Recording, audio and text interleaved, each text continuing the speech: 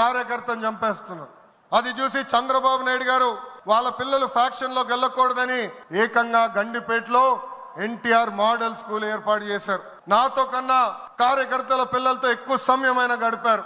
ఆనాడే ఆయన అడిగాను, ఇది న్యాయమా, నా సమయం గడపాలి కదా అని. ఆయన ఒకటే అన్నారు, ఆ పిల్లలకి తల్లిదండ్రులు లేరు, ఫ్యాక్షన్ దాడిలో చంపేశారు, వాళ్ళ కళ్ళల ముందర చంపేశారు, వాళ్ళకు ఒక తండ్రిగా నేను నిలబడాలి, అది నా బాధ్యత అని చెప్పిన వ్యక్తి చంద్రబాబు నాయుడు గారు. యువగలం పాదయాత్రలను కలిసా, వాళ్ళ కష్టాలు నేరుగా నేను చూసా. చంద్రబాబు నాయుడు గారు చేసిన సేవ ఆ పిల్లలు ఈ రోజు కూడా మర్చిపోవట్లేదు. కార్యకర్తల కష్టం వస్తే మొదటిగా స్పందించిన పార్టీ తెలుగుదేశం పార్టీ. అలాంటి కార్యకర్తలకి అనేక సంక్షేమ కార్యక్రమాలు చేస్తున్నాం.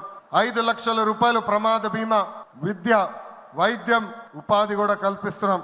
జాతీయ అధ్యక్షుల పిలుపు మేరకు అలాంటి కార్యకర్తలు ఆదుకునేదానికి, వాళ్ళ సొంత కాలుపై నిలబడడానికి, వాళ్ళకి ఆర్థిక స్వాతంత్రం వచ్చేదానికి ఒక ప్రణాళిక కూడా మేము రూపొందిస్తున్నాం.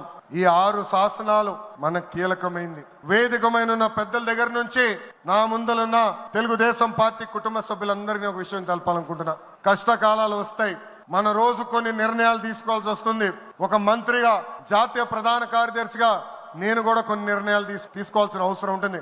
అప్పుడు ఈ 6 శాసనాలు మనందరం చదువుకుని ఆ 6 శాసనాలు చెప్పిన మార్గమే మనందరం ఎంచుకోవాలని ఈ సభాముఖంగా కార్యకర్తలకి, వేదికమైన నాయకులందరికీ నేను పిలిపిస్తూ, నా తెలుగు కుటుంబం ఈ 6 శాసనాలు నేను ప్రతిపాదిస్తున్నాను. ఈ ప్రతిపాదన మీరందరూ బలపరచాలని ఈ సభాముఖంగా కోరుకుంటూ, నాకింత అద్భుతమైన అవకాశం ఇచ్చిన నా ప్రాణ సమానమైన కార్యకర్తలందరికీ పేరు పేరున నా హృదయపూర్వక ధన్యవాదాలు తెలుపుకుంటూ మీ అందరి దగ్గర నుంచి సెలవు తీసుకుంటున్నా.